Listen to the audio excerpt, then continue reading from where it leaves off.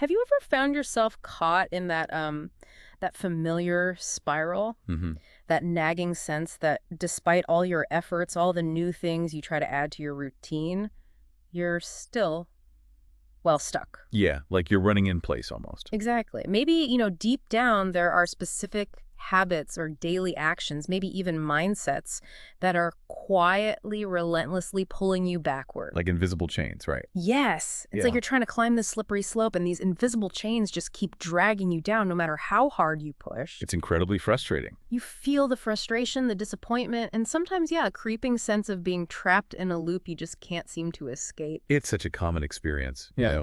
and often that frustration comes from, well, maybe a fundamental misunderstanding of what genuine growth really looks like. How so? Well, we're kind of conditioned to believe that achieving more, becoming better, always means adding more to our lives. Right. More skills, more tabs, more effort. More achievements, the whole list. But what if the profound path to, greater success, to sustainable well-being and real fulfillment isn't actually about piling on more? Okay. What if it's about intelligently, strategically, and maybe even courageously removing what no longer serves your highest good? That's it, exactly. Welcome to this deep dive, everyone. Glad to be diving in. Today, we're going to explore that powerful, often overlooked truth.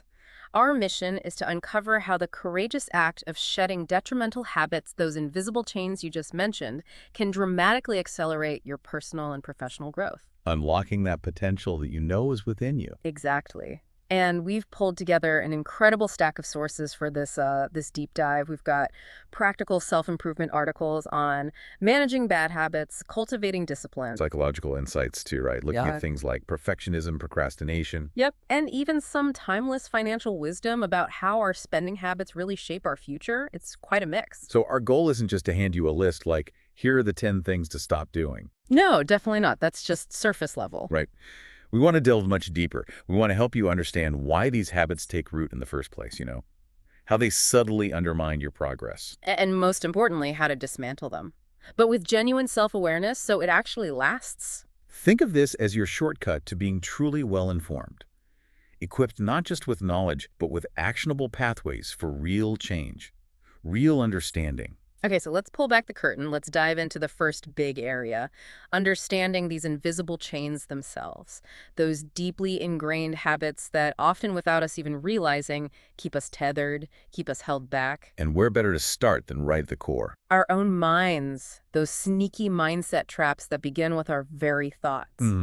The internal landscape. Okay, let's begin to unpack this a bit. We constantly hear about the transformative power of positive thinking, and yeah, for very good reason. It gets a lot of airtime. It does. But what about its often ignored counterpart?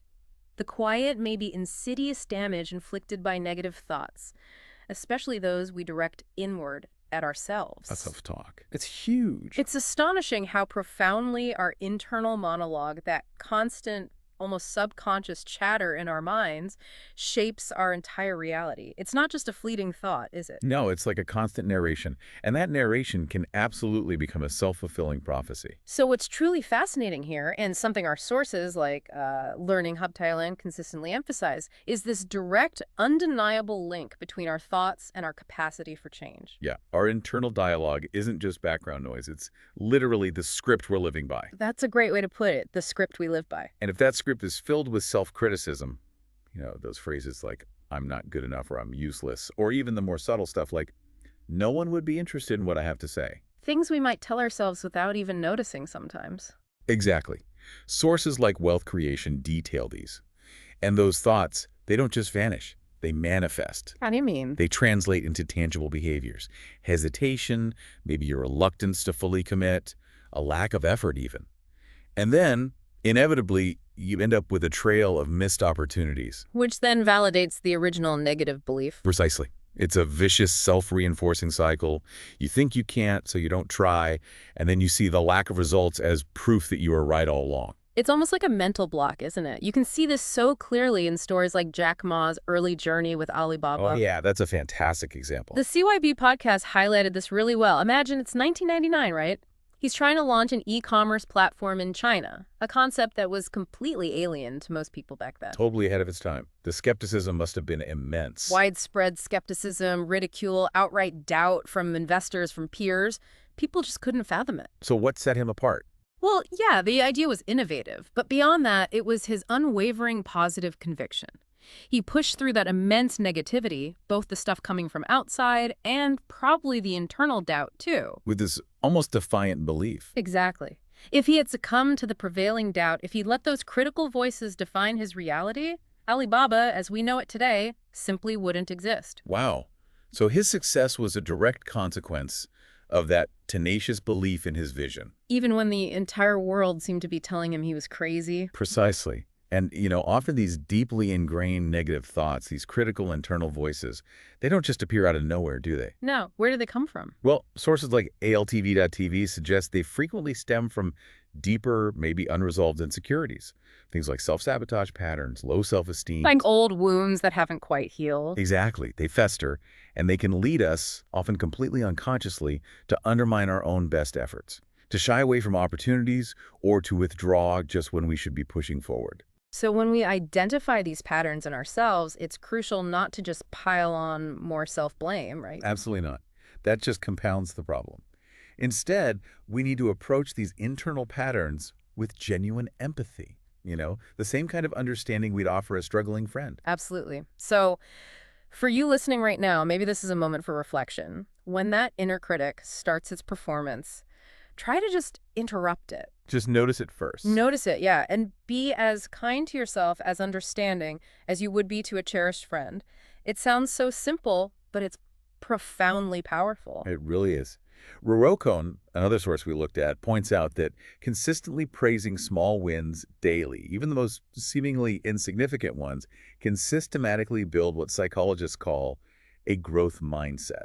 Okay, explain that a bit more. What's a growth mindset exactly? It's the belief that your abilities aren't fixed. They aren't set in stone. They can be developed through dedication, through hard work, through learning from mistakes. So instead of thinking, I can't do this, You shift to, okay, I can learn how to do this, or maybe I can't do this yet.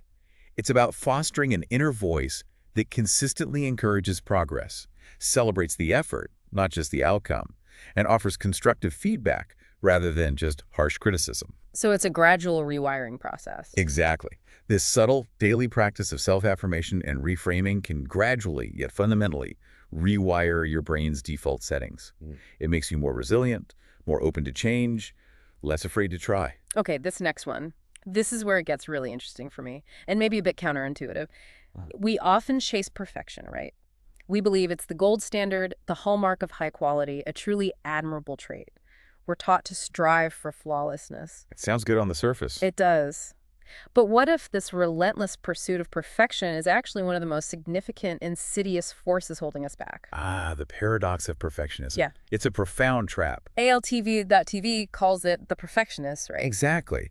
And while, sure, having high standards can be good, in its detrimental form, it becomes a major, major obstacle. How does it manifest?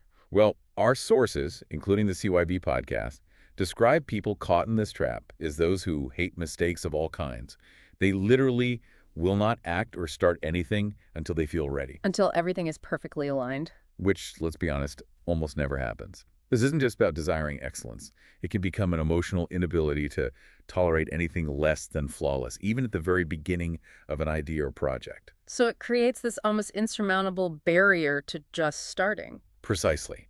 If you're constantly waiting to be ready, or for every single tiny detail to be perfect, you're essentially signing up for a life of endless delays. And this obsession often leads directly to that familiar foe we mentioned earlier, procrastination, doesn't it? Absolutely. It's a direct pipeline. Because if you can't guarantee it will be perfect, you just Right. don't start at all. You just put it off and off and off. Exactly.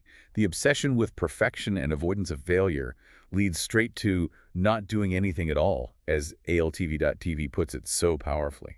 And this ties into HRX.Asia's definition of procrastination too, right? It's not just laziness. No, not at all. It's often a sophisticated, maybe unconscious way to manage intense emotional pressure. It's a kind of mental compensation for avoiding unpleasant tasks or feelings. Like fear or overwhelm or just boredom. All of those. By delaying, we create this illusion of control, maybe. Or we wait for that elusive perfect moment, that ready feeling that, as both the CYB podcast and wealth creation starkly remind us, almost never comes, The fear of imperfection paralyzes action. turning potential into perpetual delay. It's a classic pattern. So, okay, underneath that desire for perfection, that constant delaying, there's often this profound, pervasive fear of failure. It's the root cause for many. It's not just the fear of getting it wrong, is it? It's the fear of the consequences of getting it wrong, the judgment, the self-criticism, the feeling of inadequacy. It feels bigger. Which brings us to a really critical question we need to ask ourselves. What is our fundamental relationship with failure? How do we actually view it? What do the sources say? Well, the CYB podcast states it with stark clarity. Running away from failure means you are also running away from success. Wow, that's direct. It is. Think about it from an early age. Many of us are implicitly, sometimes even explicitly, taught to avoid mistakes, to view failure as somehow shameful, something to hide. Yeah, you get penalized for wrong answers in school, right? Exactly. But then you look at someone like Thomas Edison inventing the light bulb. He famously and defiantly declared he didn't fail 10,000 times. He found 10,000 ways it didn't work. Right. His perspective isn't just a clever turn of phrase, it's a profound reframe. It positions failure not as an ending, but as an integral, essential, and deeply instructive part of the learning and innovation process. It's data, not a disaster. Beautifully put. It's a teacher, not a terminator. Yeah. It gives you information you need to adjust and try again. That's such a powerful reframe, seeing failure as a necessary stepping stone, not a dead end. So if we understand this intellectually, how do we actually implement it? What are the actionable insights from our sources to genuinely break free from this perfectionist paralysis and this crippling fear of failure? Okay, so ALTV.tv offers some really excellent actionable advice here. First, instead of getting lost in that endless spiral of worrying about tiny details, start by firmly establishing the objective and the time frame. Get clear on the goal and the deadline. Exactly. Understand what actually needs to be accomplished and by when. But critically, the core principle is to think and act immediately. Even if you don't feel entirely prepared. Especially then, even if you don't have every single detail mapped out. The emphasis here is on understanding why we fear failure often, as we said, due to early life experiences that taught us to equate mistakes with inadequacy. And then consciously shifting that perspective. Yes. See failure as feedback. See it as an opportunity to refine, to pivot, to learn something valuable. Starting, even imperfectly, is always exponentially better than waiting indefinitely for a perfect moment that will simply never arrive. The momentum of action. However small, it always outweighs the paralysis of perfection. Always. Okay, so moving from perfectionism and failure, what does this all mean for us personally in our daily lives?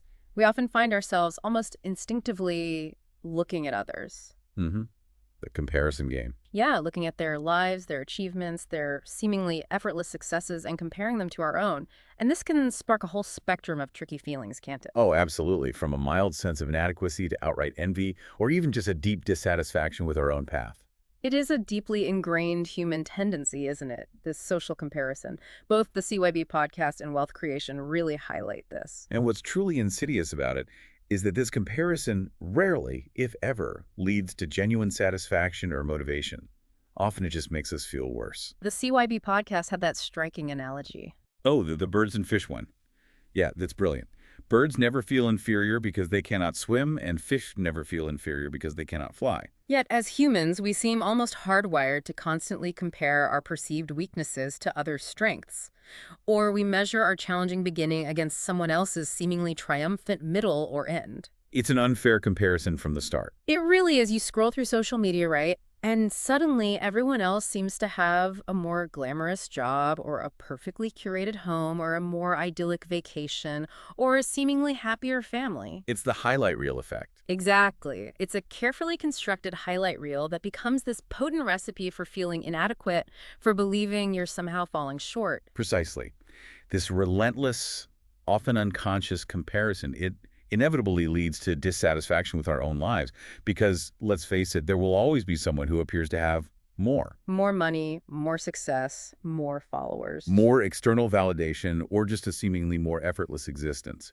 This is a point powerfully reinforced by both the CYB podcast and Ryokan. And what we forget in that moment of comparison is that every single person has a unique starting point. Yeah. A distinct set of circumstances, privileges, disadvantages. And most importantly, They are navigating their own unique struggles and challenges. Things that are completely invisible to us from the outside. Absolutely. Yeah. As Rircom wisely reminds us, what you see is rarely the full story. Usually it's just the curated version. So instead of letting these comparisons shrink us, instead of allowing them to foster resentment or that sense of lack, how can we consciously shift that perspective? How do we transform this innate human tendency into something, well, constructive? Instead of that envious comparison, our sources, particularly Rircom, guide us to reframe it, transform it into an opportunity. An opportunity for what? An opportunity not to lament what you lack, but to genuinely identify what makes others different or successful in areas that truly resonate with your own aspirations, not just blindly copying. Okay, so less envy, more curiosity. Exactly. It becomes a chance to ask, what can I learn from their journey? Not their outcome, but their process. How can I develop or grow in a way that aligns with my own authentic goals? So drawing inspiration, extracting lessons, channeling that energy into your own development. Rather than allowing it to fester into resentment or self-pity, it's a much more empowered stance. And this comparison trap, does it connect to another powerful, sometimes damaging mindset?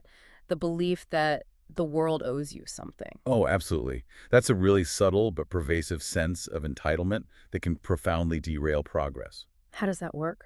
Well, really Fascinating. well. It's this harmful belief system, often unspoken, that the world owes us something simply because we've worked hard, or we've endured suffering, or we've waited patiently. Like we've paid our dues, so now it's time for the reward. Exactly. But that attitude often leads to a state of profound stagnation. You find yourself passively waiting for external validation, waiting for opportunities to just be handed to you on a silver platter. Waiting for someone else to finally recognize your inherent worth. And the stark reality is, those opportunities might never materialize if we don't actively, proactively, and persistently create them ourselves. Oof. The world doesn't owe anyone anything. Pretty much, it responds to value created, to action taken, not just to waiting or wanting. So it's about making a fundamental shift, isn't it? From that passive, expectant, waiting mindset. To an empowered, proactive, and ultimately self-reliant one. Yes, Taking responsibility. radical responsibility. True progress, genuine recognition, lasting success, they emerge from taking that responsibility for your own journey, for actively creating value that others simply cannot deny. That's an insight from Milan Galkadham again. Yes, and it reminds us that real empowerment comes from focusing intently on what you can control, on what you can create right now with the resources you actually possess. Rather than waiting for external forces to magically align in your favor. Exactly. This proactive stance empowers you to actively build your own path, forge your own opportunities, rather than remaining stuck in that cycle of expectation and potential disappointment. It's about being the architect of your destiny, not just a passenger waiting for the destination. Dutifully said. You're in the driver's seat. Okay, now let's shift gears a bit. We've talked a lot about the internal landscape, our mindsets. Now let's look at the very real actions, or maybe more precisely, the inactions that so frequently keep us stuck. Okay. Where are we heading? I want to introduce a pervasive, frustrating issue that I think resonates deeply with anyone who's ever felt caught in that seemingly endless cycle of unfulfilled potential. Procrastination. Ah, the old favorite. We've all been there, haven't we? That nagging task, that looming deadline, and somehow, despite knowing how important it is, we just don't start. We delay. We find anything else to do. Procrastination is, without a doubt, a core reason why so many talented, capable individuals fail to achieve their full potential. HREX.Asia points this out with compelling evidence. But it's crucial to understand it's more complex than just being lazy, right? Far, far more complex. Research, like studies from Stockholm University, offers a much more nuanced view. They describe procrastination not as some moral failing, but as a way of dealing with emotional and mental pressure. A coping mechanism. Essentially, yes, it's a mental compensation, a way our brain tries to help us avoid unpleasant tasks or the uncomfortable feelings associated with them. So instead of tackling that difficult project that stirs up anxiety, You might find yourself mindlessly scrolling social media or opening Netflix, or suddenly deciding your entire house needs deep cleaning right now, seeking that immediate, temporary hit of comfort or distraction, which of course only delays the inevitable. and often amplifies the stress in the long run, creating more pressure. That makes so much more sense. It's not that you don't want to do it, maybe. It's that the very thought of doing it triggers something unpleasant: fear, boredom, overwhelm, and your brain trying to protect you just hits the escape button. Exactly. And I love how ALTV.TV vividly describes the crisis maker. You know that person. Oh yeah, the one who seems to thrive only on last-minute panic. That's the one. It's a classic form of procrastination, often driven directly by Parkinson's law. Remind me what that is again? Parkinson's law basically states that work expands so as to fill the time available for its completion. Ah, right. So if you give yourself 2 weeks for something. Your brain subtly, almost imperceptibly, adjusts and decides that the task needs 2 weeks, even if it could realistically be done in 2 days. The available time becomes this self-imposed deadline, dictating the pace, regardless of the actual work required. Wow, that explains a lot. Doesn't it? Yeah. And the root causes, according to HREX.Asia, are surprisingly multifaceted. It goes beyond just willpower. What else is involved? Well, they identify a lack of discipline, which is that struggle to consistently do what needs doing even when motivation's low, but also an inability to tolerate boredom or unpleasant feelings associated with the task. That discomfort of staring at a blank page or wrestling with a complex problem? Exactly. And finally, sometimes it's a poor thinking system where you feel overwhelmed because you haven't broken down a big task into smaller, manageable steps. You don't know where to start. And this chronic delay, this constant pushing back, it leaves you feeling perpetually stuck, right? Intensely frustrated, deeply disappointed when plans inevitably fall through. Yep. Discussions on platforms like Reddit highlight these feelings all the time. It's a truly vicious, self-perpetuating cycle where avoiding the initial discomfort only causes more stress down the line. Which then triggers even more avoidance. Precisely. It feeds itself. Okay, so if we connect this to the bigger picture, once we've peeled back the layers and genuinely understand the why behind our procrastination, that it's often this complex emotional coping mechanism, not just laziness, how do we actually do something about it? Right, because recognition is only the first step. It's one thing to know the problem, but another entirely to implement solutions that truly stick and create lasting change. Where do we start? Well, what's profoundly encouraging here is that breaking chronic procrastination patterns isn't usually about some overnight epiphany. It's not a magic switch. Okay, that's good to hear. Our sources, particularly studies cited by HRX.Asia, show that cultivating new habits and therefore breaking old ones typically takes consistent effort over a period of, say, 2 to 3 months. 2 to 3 months. Roughly, yeah. For these new behaviors to become deeply ingrained and more automatic, it's a process of gradual, deliberate behavioral change, not an instant fix. It requires patience and persistence. So it's fundamentally about consistent, deliberate action then, rather than just passively waiting for that elusive spark of motivation to magically strike us. Absolutely. Waiting for motivation is often just another form of procrastination. So what are some of those practical, action-oriented planning strategies that our sources recommend to actually build that consistency? Okay, first off, consistent deep work is a fundamental principle. HRX.Asia advises this powerfully. What does deep work mean in this context? It means consciously dedicating blocks of uninterrupted, focused time to your highest priority tasks, especially the ones you tend to avoid the most. Fighting the urge to multitask or get distracted. Exactly. By consistently engaging in this focused work, you gradually build a mental muscle. It makes the task feel less torturous over time, more automatic, more like a natural part of your routine. Okay, consistent deep work. What else? Secondly, the advice to create new systems for every new task. Now, this might sound a bit rigid at first. Yeah, like overkill for small things. Maybe, but it's incredibly liberating in practice. Having a structured step-by-step approach, even for seemingly small or novel tasks, significantly reduces what psychologists call decision fatigue. That mental exhaustion from constantly having to decide what to do next or how to start. Precisely. A simple system removes that friction. And thirdly, before diving into a task you're dreading, take just a few minutes to simply brainstorm. Just jot down ideas. Yeah, what needs to be done? How might you approach it? This proactive step, also highlighted by HRX.Asia, helps to demystify the task. It reduces those feelings of being overwhelmed and provides a clear initial pathway forward, makes it less scary. Okay, that addresses the practical planning side, which is huge. But as we discussed, procrastination often feels like a deep emotional battle too, doesn't it? What about those emotional and mental hurdles that just stop us dead in our tracks? Indeed. This is where HRX.Asia's emphasis on emotional granularity becomes a real game changer. Emotional granularity. Sounds technical. It just means learning to precisely identify the specific emotion that's driving your procrastination in that moment. Is it actually boredom with a repetitive task? Is it overwhelm at its perceived complexity? Is it fear of judgment if it's not perfect? So getting really specific instead of just saying, I don't feel like it. Exactly. Because once you can precisely name the emotion, you gain the power to address it directly, rather than just vaguely avoiding the task itself. Okay, so how do you address it once you name it? Well, if it's boredom, maybe you find ways to make the task more engaging, or you implement a small, immediate reward upon completion. If it's overwhelm, you break it down further. If it's fear, you practice self-compassion and focus on progress over perfection. Or finding the inherent value in the task, maybe. Yes, consciously focusing on the inherent long-term value, like how does completing this tedious report contribute to my overall career growth? Shifting the focus can change the feeling. What about past negative experiences, if you failed before? That's another powerful strategy HR execs Asia mentions. Overcome bad memories. Acknowledge those past negative experiences, a failed project, a harsh critique that might be triggering avoidance now. Acknowledge the feelings.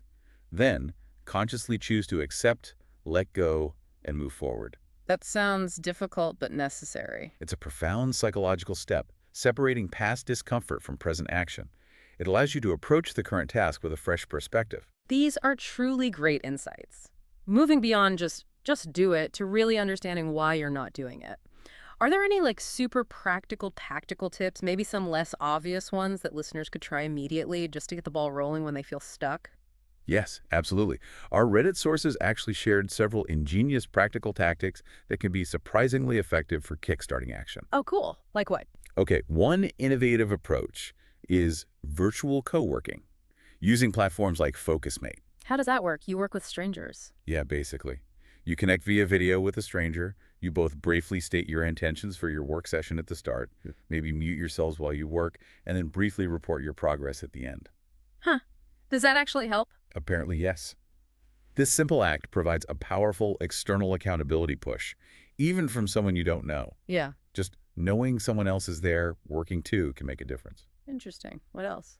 Another highly practical category is phone restrictions. Things like using a physical phone lockbox. Like literally locking your phone away for a set time. Yep.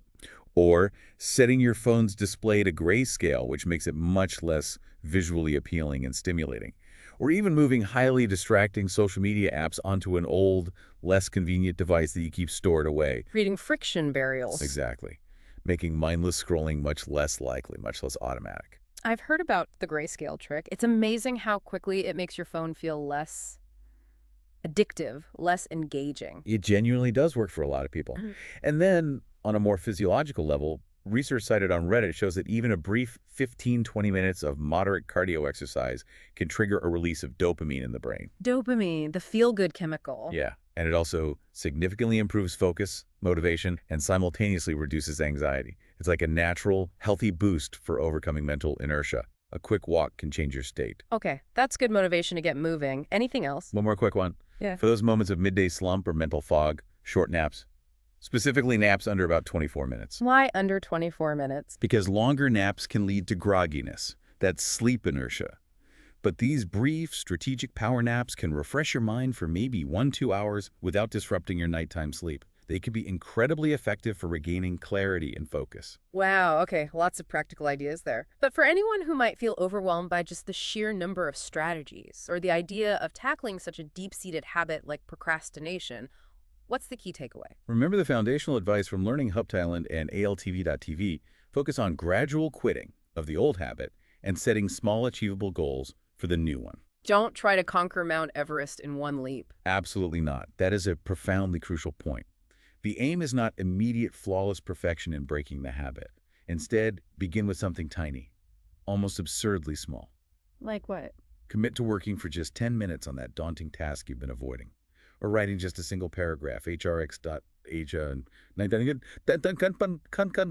powerfully suggests this tiny habit approach. Why start so small? Because it's designed to train your brain, gently, that you can start. Even when you don't feel entirely prepared or perfectly motivated, it lowers the barrier to entry. Building a consistent string of small wins. Exactly. This momentum gradually builds confidence. It proves to yourself over and over that action is possible, which over time systematically makes it easier to overcome the inertia of procrastination.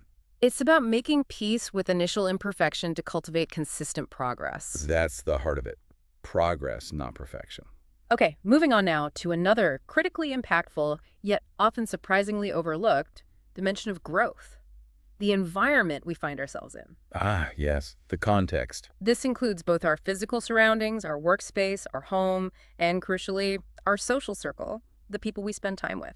These factors play a truly enormous, though often subtle, role in our journey of personal transformation, don't they? They really do. What's deeply insightful here and powerfully articulated by Kanan Ramalikoan is how undeveloped environments can act as silent cages. Silent cages. That's a strong image. Isn't it? They aren't overt prisons, but rather these subtle forces that continuously, almost imperceptibly, erode your inspiration and foster a quiet sense of mediocrity.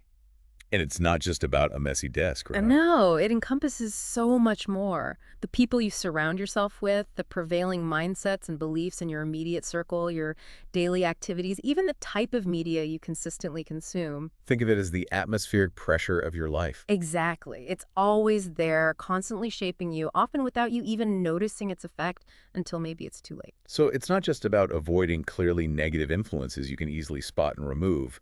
It's more subtle than that. Right. It's more like a slow, almost imperceptible drain on your energy, your ambition, your very capacity to dream big or think outside the box. Precisely. If you are constantly exposed to phrases like, just enough is good enough, or if you're habitually surrounded by negativity, pessimism, endless drama, it creates immense mental noise. Mental noise. I Yeah. like that term. This constant influx of low-frequency energy can leave you feeling inexplicably tired, just drained of motivation. And over time, as Tan Kong-kun compellingly argues, it can lead to a profound loss of dreams and ambition. Mission to the Moon also listed some signs of this, didn't they? Yes, specific indicators like having mostly shallow relationships, feeling a pervasive sense of stagnation in your life, a lack of intellectual stimulation, these can be clear signs that your environment might indeed be holding you back, subtly but powerfully. That's a truly frightening thought. Unknowingly becoming comfortable with mediocrity. It is. It's almost like your potential is being capped not by your own ability, but by the invisible, pervasive limits of your surroundings, like a plant in a small pot, unable to grow to its full size. That's a perfect analogy. The profound danger lies in this gradual normalization. You slowly, incrementally become comfortable with mediocrity, maybe even defending it. And in doing so, you lose that vital capacity to grow beyond the subtle limits of your current environment. Simply because that limited perspective is all you're consistently exposed to. Your brain adapts, your expectations adjust downward, and what was once an unacceptable plateau eventually becomes the comfortable, unremarkable norm. It's the classic frog in boiling water scenario. Exactly. The changes are so gradual, you don't realize the water is scalding until it's perhaps too late to easily jump out. So what stands out to you from the sources about how we can proactively counteract this? It sounds like it's fundamentally about consciously, deliberately choosing where and with whom you direct your precious energy, isn't it? Making active choices. It's about a truly courageous act of self-love, actually, as Tom Kandakanen puts it. Self-love, how so? The absolutely crucial step, though it can be hard, is to deliberately stop associating with losers. Now, let's be very clear about what this means. Yeah, that sounds harsh. It does, but it doesn't mean people who have struggled or experienced failure. Everyone stumbles. Everyone has setbacks. It means disengaging from those who choose to remain trapped in their failures. Okay, the ones who perpetually blame others for their circumstances. Exactly. And especially those who actively, perhaps even unconsciously, undermine your efforts, your dreams, your positive energy, the crabs in the bucket pulling you back down. So making that decision to create healthy distance from consistently negative, self-defeating influences. Is absolutely vital for your own path forward. It's a profound act of self-preservation and prioritizing your own growth. So it's not just about weeding out the bad, is it? It's also about actively, strategically building a fertile, positive alternative. Exactly. You need to consciously gravitate towards cultivating what Tugapana Gantakan describes as a developing environment. A developing environment, what does that look like? It's a space, whether physical or social, where you actively encounter people who dare to think big, people who actively dream, who take courageous action, and importantly, who are willing to fail constructively and learn from it without giving up. So, surrounding yourself with people who are growing. Yes. This type of environment doesn't impose pressure in a negative, judgmental sense. Instead, it gently, almost organically, pushes you past your comfort zone, past your fears. It powerfully inspires you to bring out your true potential simply because you witness that potential being realized and celebrated all around you. It's like an ecosystem of growth, feeding itself. Precisely. Growth becomes the norm, not the exception. And this concept isn't just about physical people or places anymore, is it? Especially now. In our interconnected modern world, so much of our environment is increasingly digital. Oh, that's a critical extension of this principle. Absolutely. The digital environment is huge and often an unseen influence. So how do we apply this there? We need to consciously stop focusing on others' drama online and bravely acknowledge what refers to as unconscious social media addiction. Unconscious addiction. Yeah, that rings true. While social media undoubtedly offers things like connection, entertainment, and yes, temporary emotional gratification, that quick dopamine hit, that easy escape from boredom or stress, There's a downside. a big one. Its pervasive, constant consumption can profoundly drain your creativity, fracture your focus, and deplete your genuine inspiration. It subtly trains your brain for constant, rapid-fire stimulation. Making it harder to do deep work. Exactly. Making it increasingly difficult to engage in deep work, sustained critical thought, or even just meaningful long-form connection. It fragments your attention span. So, what's the actionable advice here for managing that insidious digital environment, for reclaiming our mental space from the constant noise? The advice from the sources is clear and empowering. Consciously and deliberately reduce your social media time. Maybe schedule specific times or take regular digital detoxes. Create periods of silence. Yes, schedule periods of complete digital silence and intentional self-reflection. This isn't just about discipline for discipline's sake. It's about creating the mental space to truly understand your own authentic needs and desires. Rather than just reacting to external distractions or chasing temporary emotional fixes online. Right. It's about learning to tolerate boredom and short-term discomfort, knowing that this crucial discipline paves the way for profound, long-term growth and unparalleled clarity. Yeah, but I'm going to have a great phrase for this. Yes, beautifully and eloquently put. Yeah. You need to close the external noise and open your internal voice. Close the external noise, open the internal voice. I like that. This profound act allows your true desires, your deepest goals, and your authentic self to actually emerge, unclouded and undistorted by the relentless influx of external information and digital drama. It creates this space for you to truly hear yourself think again. Okay, now let's pivot from these broader environmental factors to some of the more tangible, practical applications of shedding bad habits. Getting down to brass tacks. Exactly. We're going to focus on how we manage our most valuable finite resources, our time, our focused efforts, and critically, our money. Ah, the big three. These daily habits, often seemingly small and insignificant in isolation, can have truly massive, life-altering long-term consequences. Indeed. One major habit that persistently holds countless people back is what Kloskritzer, playing more than working. Playing more than working. Explain that. It's essentially a pervasive trap where the allure of short-term comfort and immediate gratification is consistently prioritized over the disciplined pursuit of long-term success or goals. So choosing the easy thing now over the important thing later. Pretty much. It's particularly evident in individuals who frequently grant themselves too many rewards, too many breaks, or too much leisure before they have genuinely earned them through focused effort. Like, I work for an hour, now I deserve a 3-hour break. Exactly. Or they might rationalize, oh, I'm tired, I deserve a break. Or just one more episode, and that one more invariably spirals into hours. Leading to compounding guilt, increased stress, and probably even more procrastination later. It's an unsustainable cycle of seeking comfort over consequence. It feels good momentarily, but undermines progress overall. And this often ties directly into another common pitfall, doesn't it? Trying to do everything, be good at everything, and in the end, achieving mastery in absolutely nothing. Oh, the jack of all trades, master of none syndrome. Yes. It's a classic case of spreading yourself way too thin. Exactly. There's a significant and I think increasingly prevalent problem of doing many things but mastering none, a challenge powerfully highlighted by Kunpapendbook. Why is it getting more prevalent, do you think? Well, in our current era of abundant choices, endless information streams, The pervasive pressure to be multi-talented or keep up with every single emerging trend. Hmm. Many individuals find themselves trying to excel at everything simultaneously. FOMO, fear of missing out, applied to skills and projects? Kind of, yeah.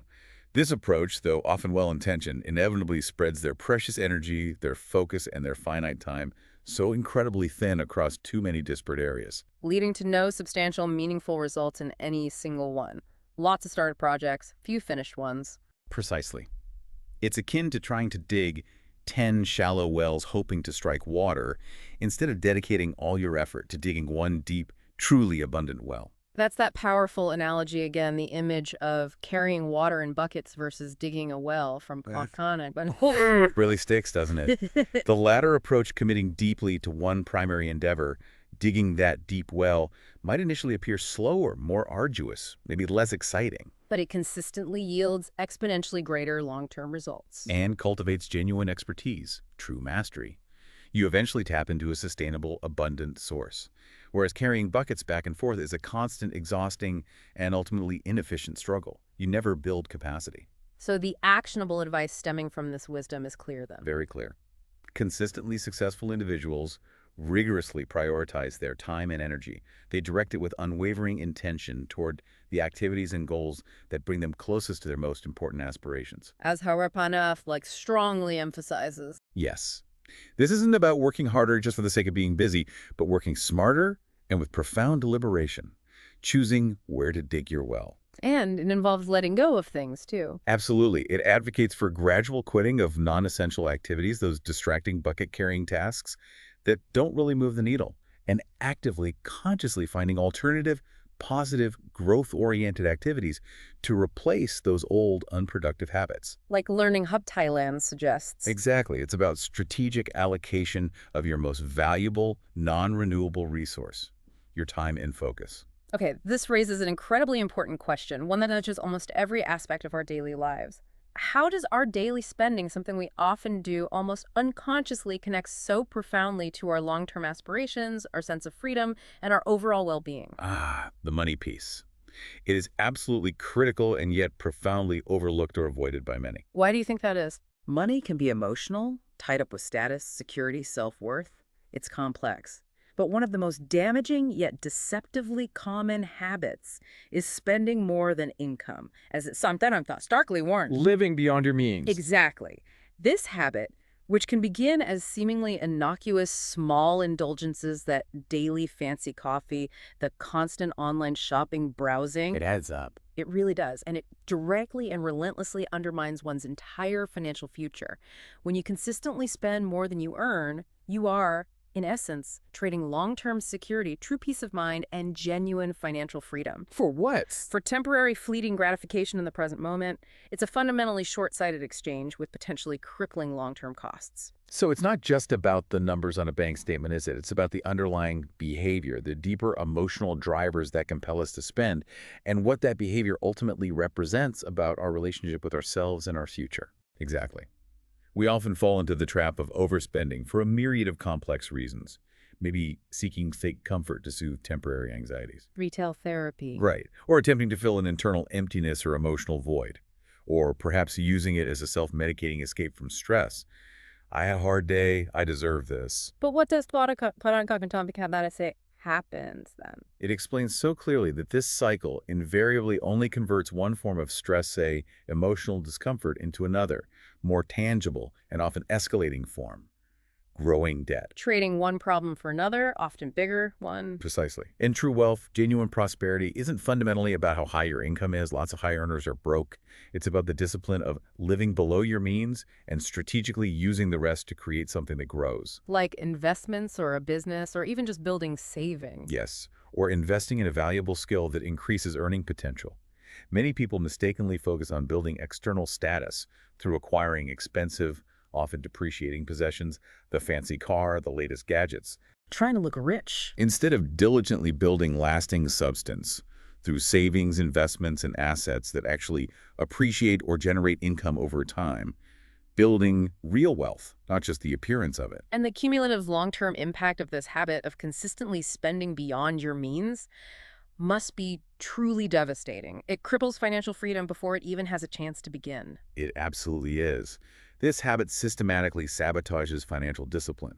It fundamentally prevents the accumulation of savings and investments, which are the absolute bedrock for future freedom, stability, and the ability to seize opportunities when they arise. If you're perpetually spending everything you earn, or even more. You are condemned to constantly running to stand still, financially speaking, or worse, falling further behind. But it must take a mental toll, too. Immense.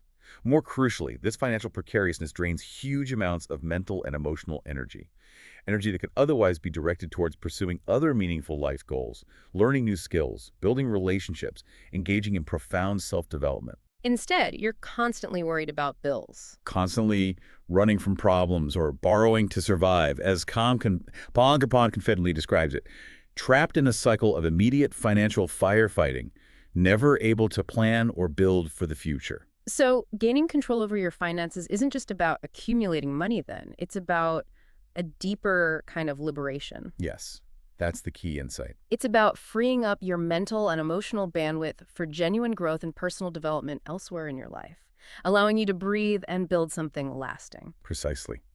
It's about profound empowerment. When you intentionally manage your money wisely, you fundamentally break free from that suffocating cycle of financial anxiety and all its associated stress. And that liberation isn't just about a healthier bank account. No, it allows you to consciously redirect your precious mental and emotional energy towards learning new skills, nurturing your passions, building meaningful relationships, focusing intently on other significant life goals. Instead of being constantly preoccupied with debt or just surviving paycheck to paycheck, You gain clarity. You gain peace of mind. You gain agency. You gain the ability to actively, deliberately build the life you truly desire, not just the life you can barely afford. It transforms your entire capacity for self-determination. wow. Okay, so we've taken a truly deep dive today, haven't we? Into those invisible, often insidious chains that frequently hold us back. We covered a lot of ground. We really did. We've explored the intricate mindset traps, peeling back the layers of negative self-talk, grappling with the subtle paradox of perfectionism, navigating that ever-present comparison game. Then we shifted to the habits of inaction, didn't we? Particularly that complex beast that is procrastination, uncovering its surprising emotional roots. From there, we moved into those powerful environmental factors, understanding how the people we surround ourselves with and even the digital spaces we inhabit can either powerfully lift us up or subtly, relentlessly pull us down. And finally, we touched on the critical practical habits of time management, focusing our efforts, and the foundational importance of financial discipline for future freedom. So what's the core message threading through all these diverse insights? What's the big takeaway? What's truly fascinating, I think, and the core message, is a powerful, perhaps even counterintuitive truth. Genuine transformation isn't always about striving harder in every single area or just piling more tasks onto your already full plate. It's not just about addition. No. Instead, it's often about the courageous, intentional, and ultimately liberating act of intelligently removing and stopping those detrimental habits, those internal and external forces that are secretly, relentlessly pulling you backward. So it starts with awareness. Cultivating deep self-awareness to precisely identify these habits in your own life, then practicing profound kindness and empathy toward yourself as you work to untangle them is not easy. And choosing your influences. Strategically, consciously choosing your influences, both personal and digital, to create an environment that actively supports your growth rather than hindering it. It's not about doing more then, but about doing the right things. And, perhaps even more critically, stopping the wrong ones. Yes. It's about creating that vital space for authentic growth by clearing out the clutter, whether that clutter exists in your mind, your overbooked schedule, your draining relationships, or your strained finances. It's the art of subtraction for ultimate addition, removing the obstacles to let your potential flourish. So, if that powerful principle, what got you here won't get you there, is truly a guiding star. Then consider this question deeply. Maybe take a moment with it after listening. Yeah. What single thing are you willing to let go of today, starting now, to genuinely move forward? Just one thing. What one habit, what one limiting mindset, what one unnecessary drain on your precious energy are you truly prepared to stop this week? And what incredible future might that brave decision create for you? Take a moment, truly reflect. Choose just one. And begin that powerful, liberating journey of subtraction. It might just lead to a more abundant, unburdened, and fulfilling life.